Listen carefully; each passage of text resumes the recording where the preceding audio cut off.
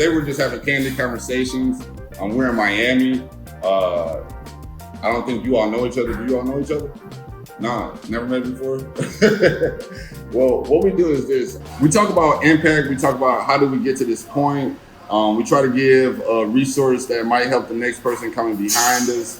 But more than anything, we try to make new connections and new relationships because it's something normally that you all each have that you all might be aware of, but the other person needs to be informed about. So it's more so just connecting, unveiling new resources, and making sure that we, as everyday individuals and entrepreneurs, continue to be able to identify and find things. So this is a candid conversation between you two to get to know each other. And so just talk loud enough for the camera to hear you. My background is in IT and also restaurant management. I graduated from Norfolk University, I don't remember what year, a degree in IT. I got my first job and I decided to get a second job at a bar. And it was a bucket list kind of job, just something I really wanted to do. And I love the environment, I love the fast-pacedness of seeing new people every day, working with customers.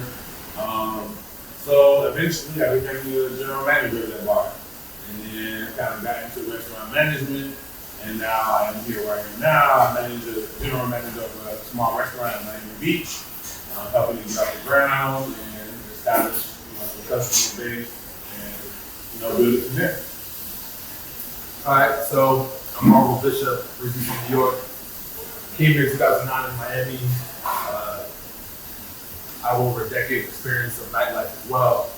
I used to work for David Brutman, that story, opened it up in 2012. Worked there for about 5 years. Was with security there for his VIP clients. And besides that, I was also in the media creative space as well too. Photographer, videographer as well. Then worked there for about 5 years, and after that, I opened up my own luxury concierge company and a multimedia based company as well too. So not only that, I take care of the 1%, and I pretty much cater to the 1% and the elites, or just for people who want to have curated experiences here in Miami and all the other major cities throughout the United States and the world as well. I'm also a content creator, and I push that message, and I push my brand and digital executive services through my content of my own personal brand.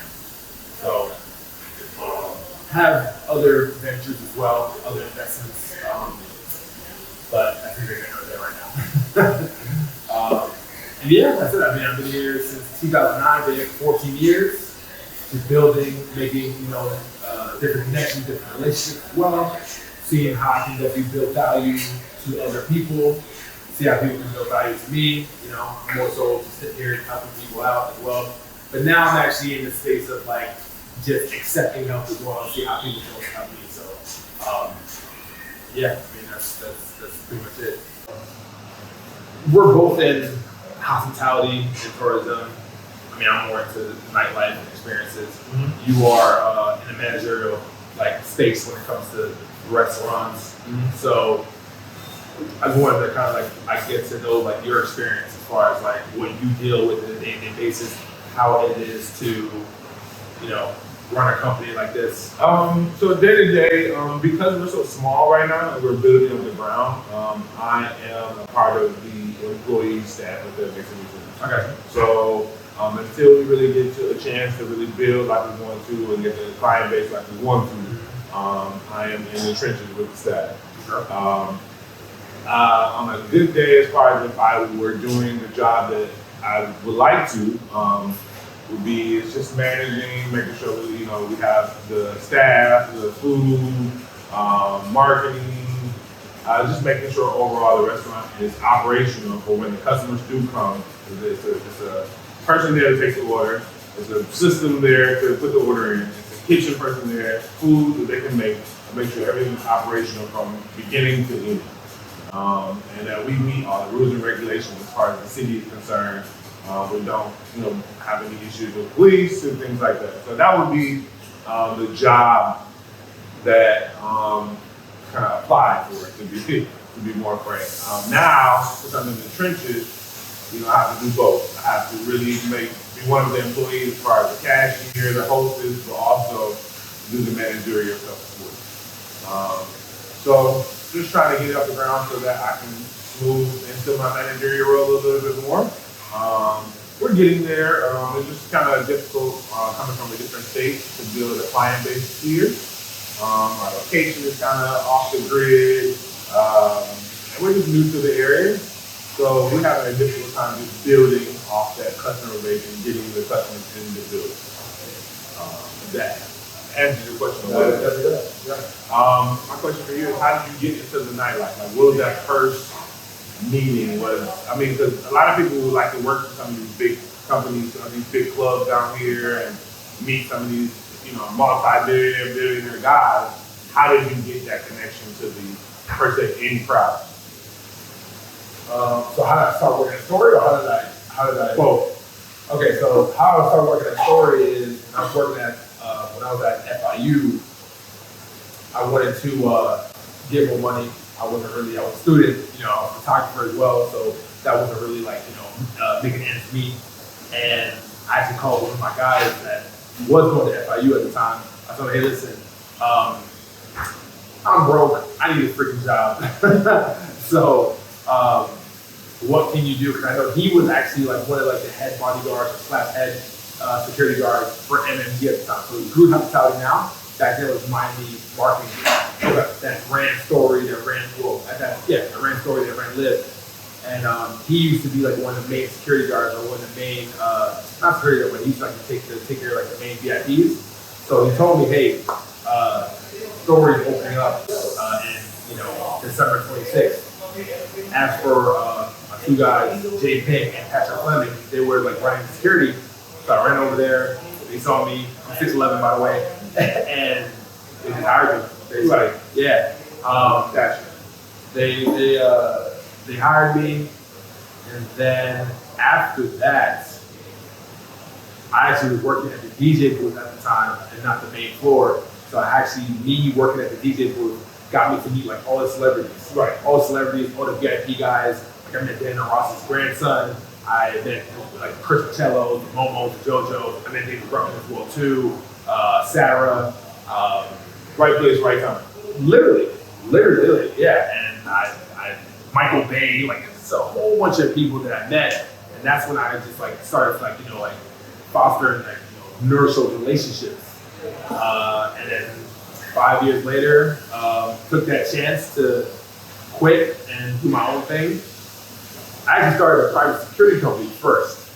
I was doing private security, and after that, one of my clients told me, hey, I should actually start a lotion concierge company. So then after that, the rest is history.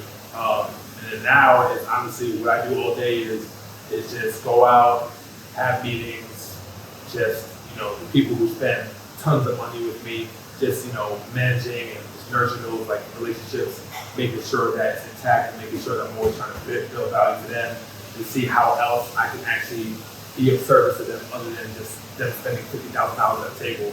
Because at this level, it's all about relationships. Right. Well, it's all about relationships, period. But At my stage of my life, the type of people that I work with, it's not about marketing. It's not about what ad I want.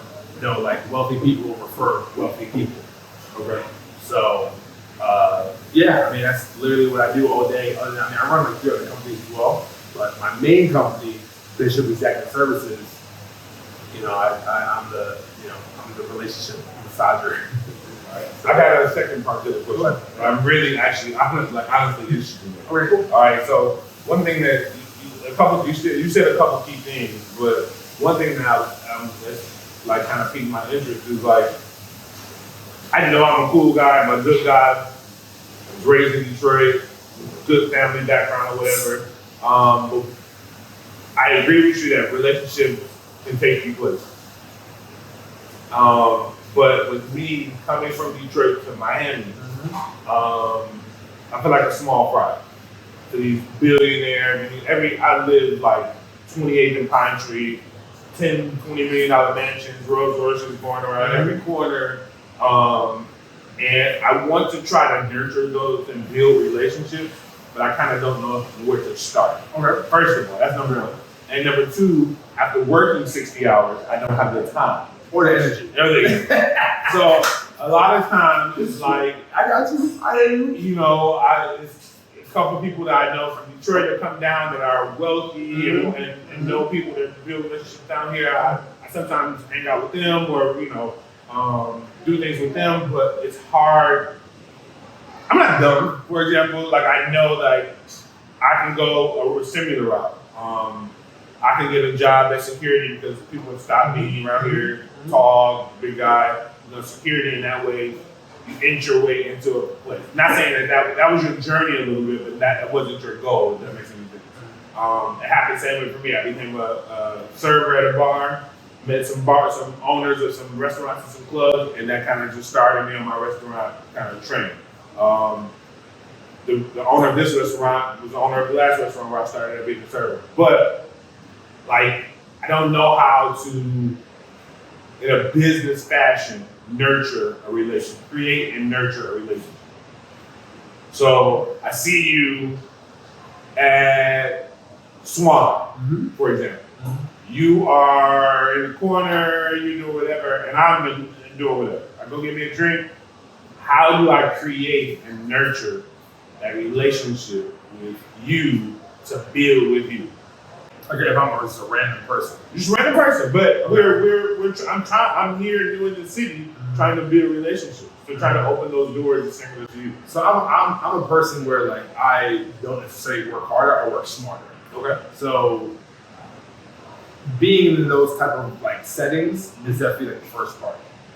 Number two, how tall are you? 6'5". Okay, so here's the thing. Here's a little cheat code when it comes to tall people, is that people gravitate towards you. Right. So for us, we are actually at a great disadvantage because people are already interested in us as far as who we are, or they want to know who we are or what we do. So with our set, since you're 6'5", I'm 6'11", like, use that to your advantage in different spots to attract and also absorb people to get them in your space to be able to talk to them. Now, once you get to them, or once they pretty much get to you, it's not only about, like, oh, hey, what value I can bring. See, when it comes to wealthy people, you actually gotta figure out what you can do for them and then actually present that to them versus asking them, hey, what value can I bring to you? Because everybody asks that damn question. Right. You know what I'm saying? So for me, you never know, like, if you just meet somebody, whatever, like at Swan, maybe him and his girl, they're at the bar, you know, and you definitely see, like, there may be an opportunity where you can actually, like, create that relationship. You know, if they don't necessarily come to you and you are able to attract them, why don't you just, like, you know, do a simple thing of, like, go to the bar, hey, these two guys, buy them 2 shots. Really simple. Buy them drinks, get that conversation started going, and then after that, they're like, oh yeah, appreciate it, and that's when you go over there and you pretty much start that conversation. And then after that, once you start talking to them, it's funny because, like, real quick, I'm actually making a master, not to plug in my shit, but, like, I'm actually making a master class on networking, and how to, like, build and how to, like, what to do with the information afterwards. So be on the lookout for that. I definitely will. Okay, good. Yeah, I got you. I'm actually going to be doing a class in about 2 weeks. But then after that, once you get the information, like, do your due diligence, also find out who they are, right, and see how you can actually plug yourself in to get that value to them. Right. If that makes sense. I don't know. If they're a person who's from California and they've been here for 2 weeks, now here's the thing, like, what is your end goal?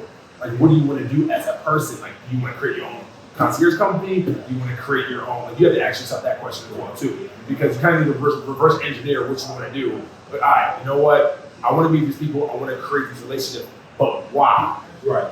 Why do you want to do it? Once you find it out, then I think that's when I can basically help you navigate that more, a little bit more, pinpoint that. So, like, why do you want to create that relationship? That's probably a personal battle right now. Okay. I mean, I didn't take it as a defense. Yeah. It's just more or less, it's almost like a midlife crisis. Like, what exactly are we gonna do here? First it was this, it was that. So what are we gonna So what I would say is that before you even start to try to have these conversations with these wealthy people and see if you can actually create this relationship, You need to go into like soul searching first Right. to see what you want to do and what value, what purpose you have in this world. For me, what I am, my purpose, I already know what it is. I serve people. I serve people. I bring value to them. I also build people's quality of life as well through my talents and also like through my abilities. Okay. That's like my innate like love. Like I love to serve and I love to be hospitable to people. That's crucial to know and to like have happiness in. If that makes Yes, sense. exactly. Because at the end of the day, it's you have to find out what you want to do as Right. So I think I'm just going this like 5-day like soul searching. No, for real. Just No, like for real. I'm honest. And what I'll do is I'll get you information. I'll give you my information as well too. And then like I'll actually give you some like Instagram Instagram handles where like they'll actually help you like sift. Like, you know, for instance, like this like you ever see like on Instagram those creative like posts where like they'll tell you, hey, to find your purpose, you need this is a creative like type of like storyboard mapping type of things. Like I follow those all day, and like there's one of these posts where I gotta find, I can send it to you, where like it's oh god, you ever heard about the Japanese term ikage? You know what ikage is? No. You know what ikage? So ikage is a 3-pronged method, and I'm gonna fucking butcher this shit. My bad person. It's like you need to find like what's your purpose, how to make money, and like what's your hobby. And once you find those 3 things, then you actually find what your purpose is in life. I agree with that. So I think the first thing I need to do is honestly actually send you the book. I think it's called ikage. It's a Japanese phrase where it's a process where people can actually find their purpose in life. Right. Thank you. Yes, I think that's one of the ways I can help. Yeah, definitely.